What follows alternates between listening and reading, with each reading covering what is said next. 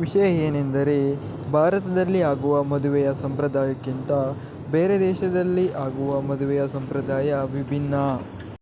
ನಮ್ಮ ದೇಶದಲ್ಲಿ ಮದುವೆಗೆ ಸಂಬಂಧಿಕರು ತಮಗಿಷ್ಟವಾದ ಉಡುಗೊರೆಯನ್ನು ನೀಡುತ್ತಾರೆ. ಆದರೆ ಬೇರೆ ದೇಶದಲ್ಲಿ ಹಾಗಲ್ಲ.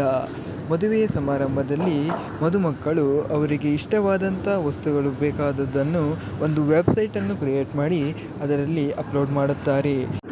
ನಂತರ ಆ ಸಂಬಂಧಿಕರು ಆ ವಸ್ತುಗಳನ್ನು ಅಕ್ಸೆಪ್ಟ್ ಮಾಡಿ ಅವರಿಗೆ ಬೇಕಾದ ವಸ್ತುಗಳನ್ನು ಮಾತ್ರ ನೀಡುತ್ತಾರೆ. ಹೀಗೆ ವಿದೇಶದಲ್ಲಿ ಮದುಮಕ್ಕಳು ಮದುವೆಯ ಸಮಯದಲ್ಲಿ ತಮ್ಮ ಹಣವನ್ನು ವಹಿಸುತ್ತಾರೆ. ಆದರೆ ಭಾರತದಲ್ಲಿ ಹಾಗಲ್ಲ. ಒಬ್ಬರು ನೀಡಿದ ಒಂದೇ ಥರದ ಉಡುಗೊರೆಯನ್ನು ಮತ್ತೊಬ್ಬರು ನೀಡುತ್ತಾರೆ. ಇದರಿಂದ ಸುಮ್ಮನೆ ಹಣದ ವ್ಯರ್ಥವಾಗುತ್ತದೆ. ಹಾಗೆ ವಿದೇಶದಲ್ಲಿ ಬರೀ ಗಂಡು ಮಕ್ಕಳಲ್ಲದೆ ಹೆಣ್ಣು ಮಕ್ಕಳು ಸಹ ದುಡಿಯುತ್ತಾರೆ. ಇದರಿಂದ ಇಬ್ಬರು ಸಹ ಒಟ್ಟಾಗಿ ಜೀವನವನ್ನು ನಡೆಸುತ್ತಾರೆ.